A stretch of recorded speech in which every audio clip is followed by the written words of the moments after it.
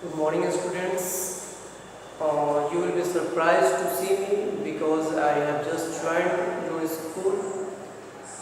I am so let me introduce myself first. My name is Prakash Punj, and I will teach you history and civics. Students, uh, our new topic is independence and the partition of India, under which we are going to learn today the Mountbatten Plan. Students, as we all know that due to Corona, some portions have been deleted from our chapters. So we have to focus mainly on the Mountbatten Plan and what were the clauses in the plan we will discuss today. But if we want to understand the India's independence and the partition of India, we have to see some of the subjects, some of the topics which have been eliminated from our lesson. So let's start independence, how India got the independence. As students, there were some circumstances after 1945 which led our country to become free. So, what were those circumstances after 1945? We will discuss. As we know that the Second World War was ended in April 1945, and after the First World War, the European countries, the European powerful countries, they began to become weak. And after the Second World War, which continued for over 6 years, so you can just imagine the European powerful countries, after the ending of this war, they would surely have become more weaker. So we know that India was the colony of the British, and after the Second World War, the Britishers were weak. They became weak. So they were not in the position to hold power over its colonies. So the Britishers decided to give independence to its colonies. Okay, so we understood that after the Second World War, the European powers, they became weaker, and that's why they decided to transfer the power to the colonies. So India was a colony, so the Britishers tried to transfer power in the hands of Indians only.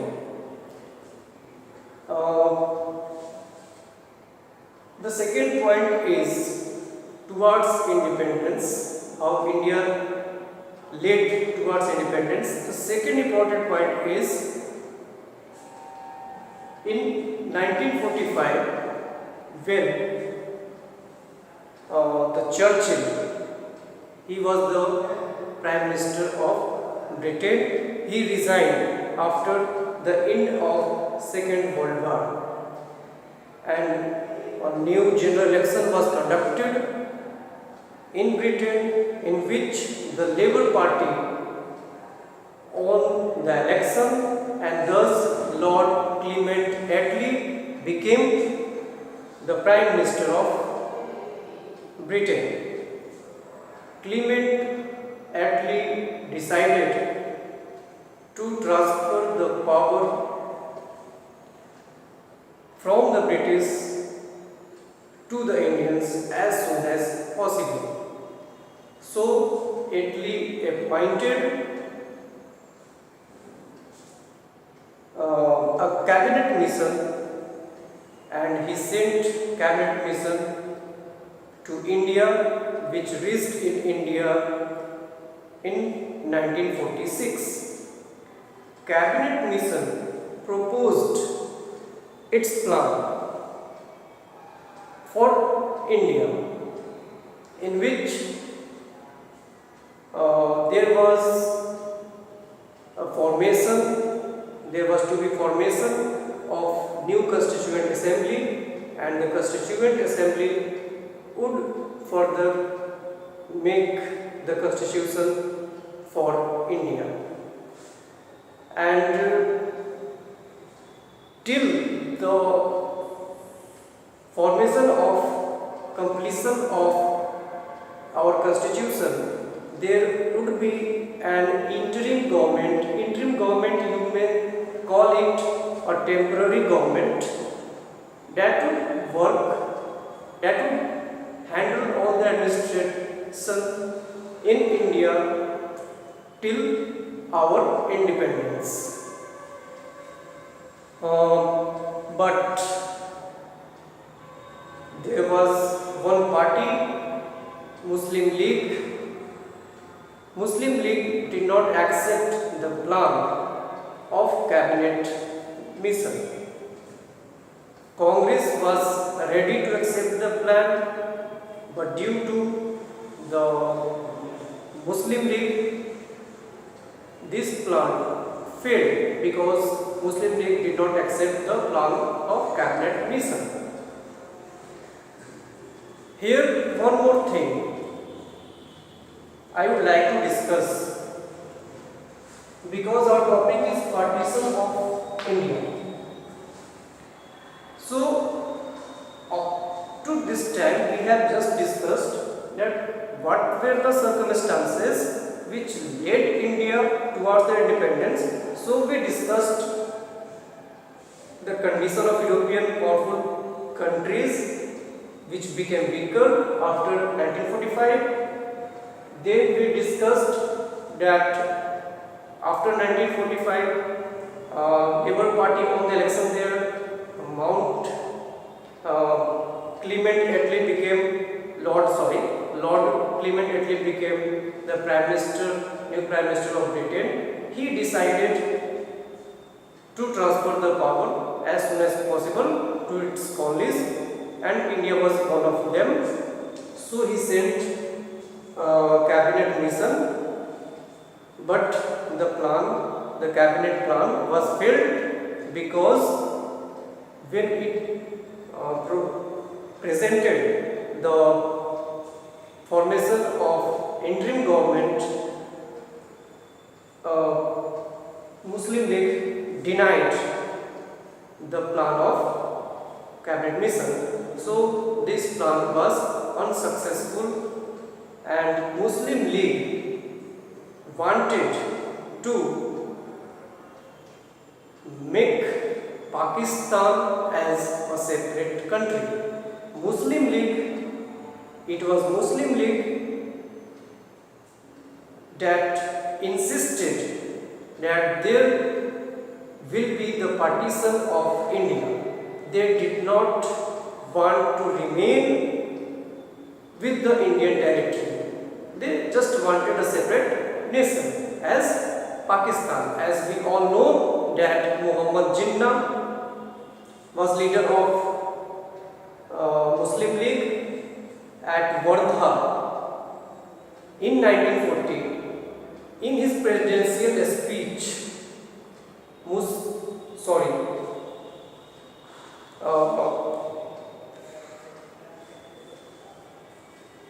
Jinnah said that the Hindus and Muslims they are not just religions. They are not just two words. Actually, these are two nationalities. These are two nations. So you can just understand the nature, the ideology of Muslim League and Jinnah. So it was not the Congress, it was the Muslim League and Jinnah who were not ready to accept to live together. It was League and Jinnah who wanted to divide our country India, and actually not actually the question of partition arises due to the Britishers. As we all know that the Britishers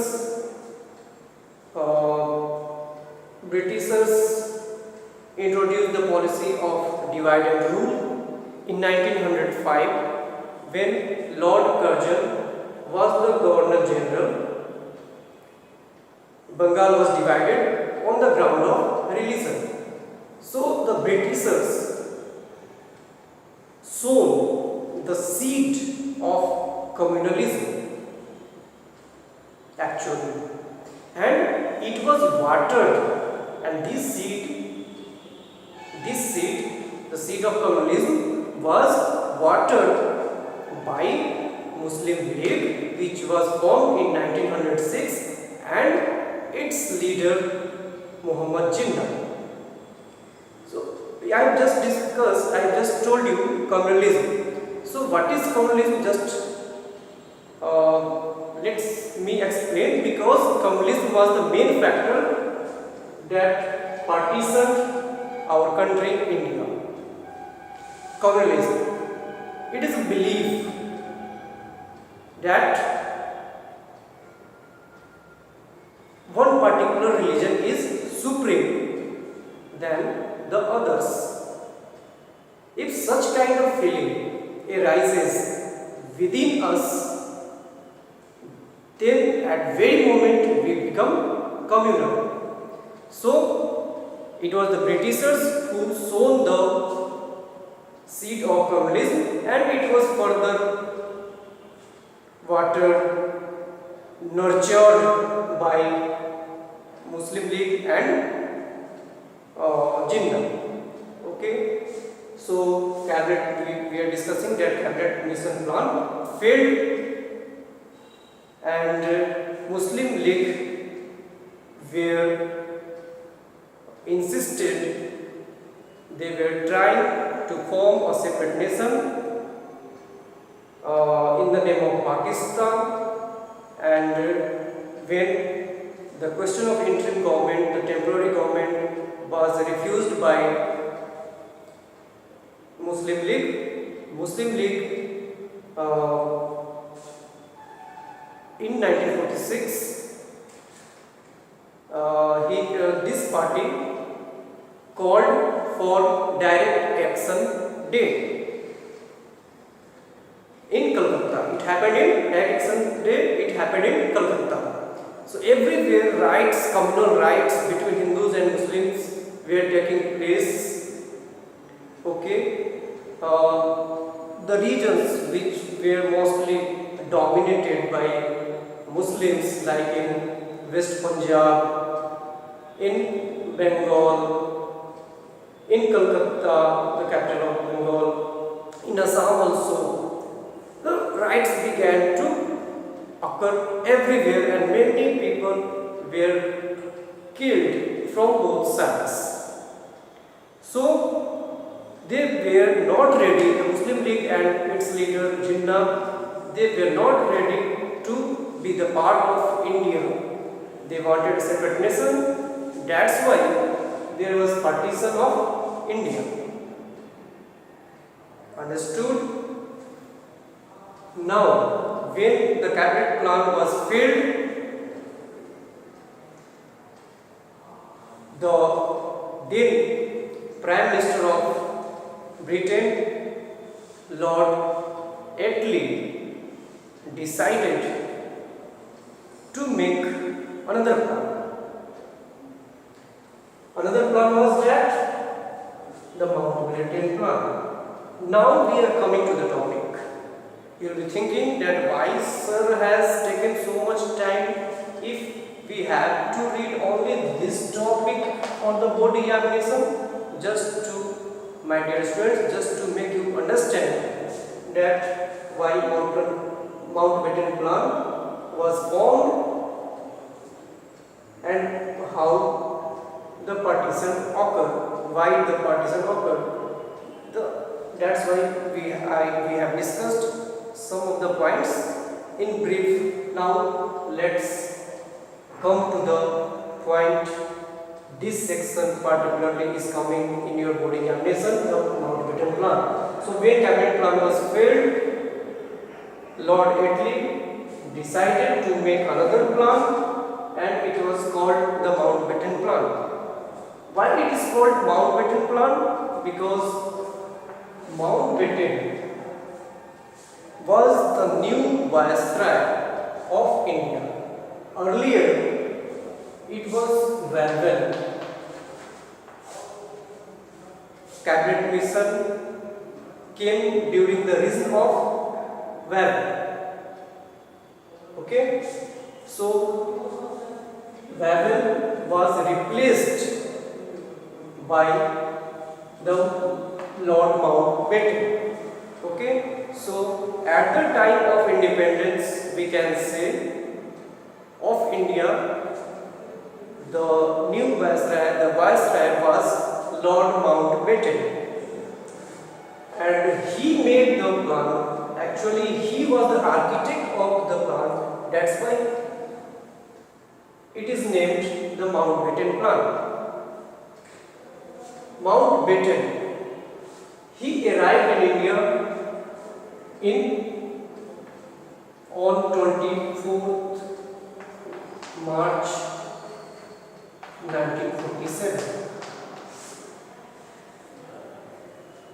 When he came to India, he found the situation was very difficult. Everywhere the riots were occurring. The Congress and Muslim League, they were just like the two opposite poles, like North and South Pole. They were not ever ready to make any compromise. When Mountbatten came, so such kind of situation, circumstances was there. No one was ready, either Hindu, either Muslim, either Congress, we can say, or Muslim League. He even consulted with the prominent leaders of Congress also and Muslim League also. But many rounds of consultation meetings all went into vain. There was no result. So finally, Lord Mountbatten worked on a compromise plan. We can say the Mountbatten plans as compromise plan, which ultimately decided to divide the country into two parts as India and Pakistan. In Mountbatten plan, what were the clauses? We will discuss one by one. But before discussing the clauses, the main points, what were the plans, what were the agenda under this plan? There is one statement of P.E. Roberts. He states, the hope of a united and independent India was extinguished in the blood and monsoon passion of 1946. The pride and joy in the independence, it was over. It changed into sadness, because when Muslim League decided for the direct action plan, the riots started to be taking place everywhere. We have just discussed earlier. So whatever we have discussed today under this topic, India was just about to give the independence, but all the joy and pride, all the enthusiasm in the independence that we are going to achieve very earlier, the Mountbatten decided to make India free on 15th August 1947. So at one side,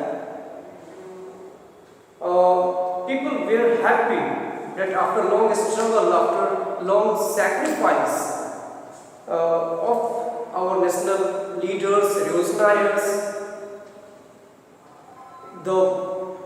our goal was about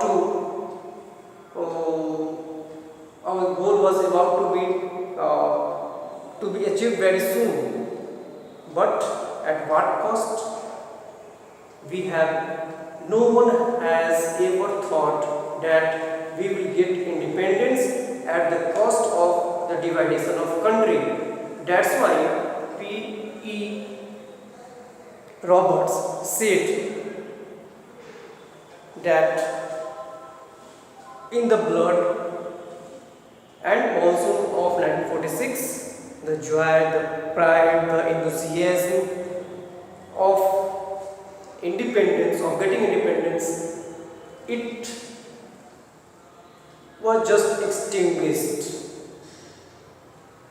We could not celebrate, I think. Suppose we are getting independence, but at one side many people have been killed, our country was going to be divided, so how could we celebrate? The question is. And all these things happened just due to the Britishers' policies. As we all know from the earlier classes, you will be hearing that Britishers believed in divide and rule policy, which we have just discussed in 1905, Bengalo's partition. After that, Muslim League was formed. In 1909, Maulana Minto reforms, you will be learnt in earlier classes. The separate seat constituency for Muslims that was granted by the Britishers. So the seed of communalism was actually sown by the Britishers, and further it was nurtured by the Muslim League and its leader like Jinnah. Okay, so now let's discuss what were the agenda, what were the points, what were the clauses under the Mountbatten Plan. On 3 June 1947, Mountbatten proposed his plan, and under this plan, the first clause was that the Western Punjab and East Bengal, these two regions will be independent from India, and these two regions will be given to Pakistan. Because we all know that in Punjab, in Bengal, in Assam, the population of Muslims was in large number. So some of the region where the Muslim were dominating, like in West Punjab, East Bengal. These two regions were to be given to the Pakistan. So this was under the first clause: Punjab, West Punjab and East Bengal. Second clause: Sylhet, a district in Assam. As I have just said, Assam was comprising Hindus and Muslims also. So Sylhet was the district where the Muslims were in large number. So this region was also allowed. This region was also said that this region might be, if it wish, it will also be given to the Pakistan. This question I think will come as objective, so please take note of this. Referendum. What I would like to discuss here: referendum. Referendum, it means direct vote on a particular political issue, where every people, there will be universal adult franchising. Under this principle, everyone who is adult, they will give vote to the particular question, over the issue of particular question, for taking the particular decision. So this was the meaning of referendum. So Sylhet, a referendum was passed. People were asked to give vote whether they would like to remain with India or they would like to go with Pakistan. So ultimately Sylhet decided to go with Pakistan. So these regions went to Pakistan. Third clause,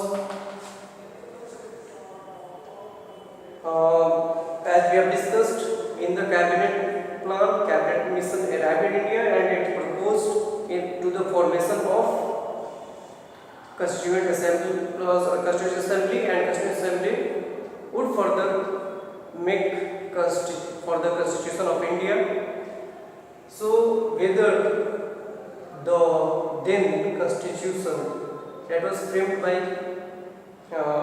Constituent Assembly, whether Pakistan will like to go with the same constitution or not, it was also up to the Pakistan. Okay, so third clause is constitution.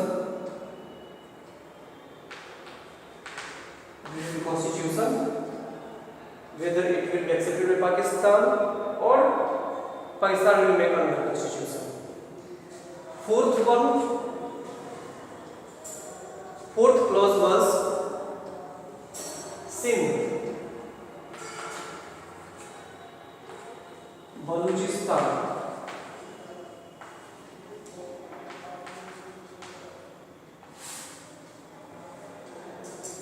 These are the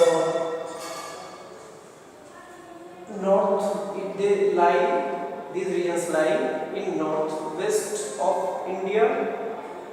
So these regions were also to be given to Pakistan.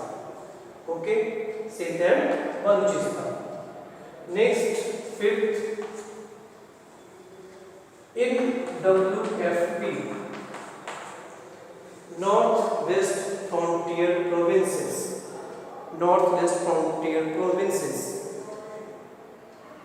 two provinces were included in northwest frontier provinces, Punjab and Sindh, that we have already discussed. Why we are writing here in WFP, Northwest Frontier Province, because we have just discussed the term the referendum.